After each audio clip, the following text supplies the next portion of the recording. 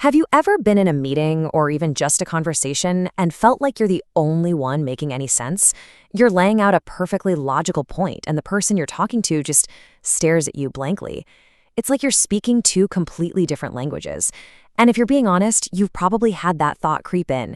Am I surrounded by idiots? Well, what if I told you they're not idiots, and neither are you? What if the real problem is something you can actually fix? Hi, I'm Charlie from Summary Sanctum, and today we are diving deep into the game-changing ideas from the book Surrounded by Idiots. And its big secret is this. What we think of as idiocy in other people, it's usually not about intelligence at all. It's almost always just a clash in our fundamental communication styles.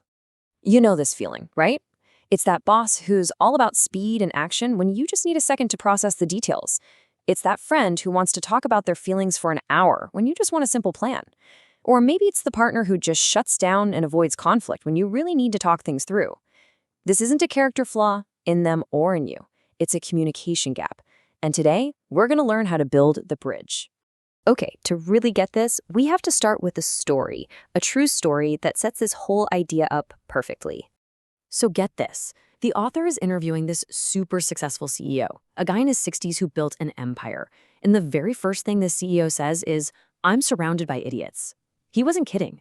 He goes on this rant about how one department is clueless, another's a total mess. His staff was so terrified of him, they actually had a warning light at the front desk. Red when he was in the building, green when he was gone. So the author, being young and maybe a little brave, asks the one question that cuts right through it all. Who hired all these idiots? Well, the CEO had hired almost all of them himself. You see the problem, right? The real question was, who's the actual idiot here? He'd got kicked out of the office, of course. But the point is, that CEO wasn't surrounded by idiots. He was just surrounded by people who weren't like him. So, if it's not about smarts, then what is it? What's actually going on? Well, this is where we cracked code. It all comes down to a simple but incredibly powerful method called the four-color system. It basically sorts human behavior into four main types, each with its own color. Now, this isn't about stuffing people into boxes. It's about understanding their basic operating system. You see, the way we act, especially when we're stressed, is actually super predictable. And once you see the pattern, you can change your approach. And like magic, you start to connect. So here they are, the four types at a glance. You've got your dominant reds, your inspiring yellows, your stable greens, and your analytical blues. Each one has its own unique way of seeing the world, its own strengths, its own weaknesses. And as we go through these, I guarantee you're not just going to start spotting them in other people, you're probably going to have a little aha moment about yourself. All right, let's kick things off with the extroverts, the two fast-paced, outgoing types, the reds and the yellows. They both have this big, forward-moving energy, but they point it in totally different directions. Both reds and yellows are definitely go-getters, right? But here's the key difference. A red's energy is all about the task, the goal, the win. A yellow's energy is all about the people, the connection, the excitement of a new idea. You could say a red wants to get it done while a yellow wants to make it fun. First up, the reds. These are your drivers, your natural-born leaders. They are ambitious, they're decisive, and they absolutely hate wasting time. Small talk makes their skin crawl. Their whole focus is on results. Let's get cracking is basically their life's motto. But here's the flip side.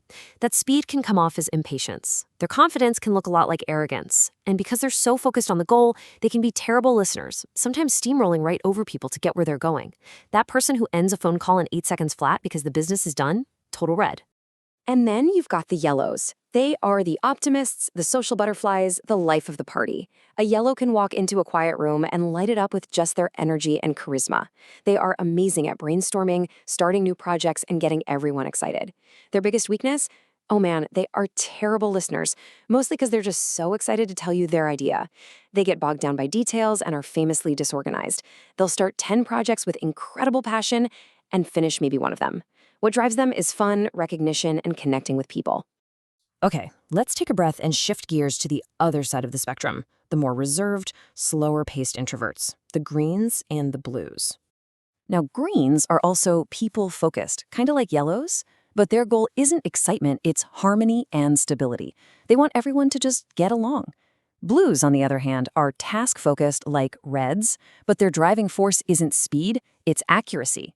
It's not about getting it done fast, it's about getting it done right. Greens are actually the most common personality type out there. They are the calm, steady, reliable force in any group. You can count on them always. They are amazing listeners, super loyal, and they make everyone feel safe and supported. But their kryptonite? Conflict. Greens will do almost anything to avoid an argument, which can sometimes make them seem a little passive or indecisive. They hate sudden change. They're motivated by security and group harmony. They are the glue that holds a team or a family together. And finally, we have the blues, the analysts, the perfectionists. Blues live and breathe on facts, logic, and data. Before they make a decision, they need to know everything. The quality of their work is always top-notch because their personal motto is, if it's worth doing right. The downside is that this can lead to serious analysis paralysis. They can be slow to make a move, and their focus on facts over feelings can make them seem a bit cold or distant. A blue is the kind of person who, after you give them a 300-page report, will ask, is there any more information? And they are completely serious. Okay, so you can spot the colors. Now what? Well, this is the most important part. Once you know this, you can adjust your own approach, and this is where you start to really connect with people. This right here, this is your cheat sheet. Seriously, take a screenshot of this because it's pure gold. If you're talking to a red, just get to the point, no fluff. With a yellow, bring some positive energy, share a story, but don't drown them in details. For a green, be patient, be supportive, and make them feel safe. And if you need to convince a blue, you better have done your homework. Bring facts, bring data, and for the love of God, don't be vague. This isn't about being fake. It's about being smart. It's about speaking their language. Think of it like a toolbox. You've got a hammer, a screwdriver, a wrench. Is a hammer better than a wrench? Of course not. It just depends on the job. No single color is best. A great team needs the red's drive, the yellow's ideas, the green's stability, and the blue's attention to detail. The secret to all of this isn't to change who you are. It's about being self-aware enough to know which tool to pull out of your toolbox to get the job done. So I'll leave you with this question. After hearing all that, what's your primary color? And even more importantly, who's that one person in your life that you always seem to clash with? Now that you have this lens, what's their color? And what's one tiny thing you can do differently the next time you talk to them? Let me know your color in the comments below. If this helped you see things a little clearer, do me a favor and hit that like button, subscribe to Summary Sanctum, and maybe share this with someone who you think needs to see it. Thanks so much for watching.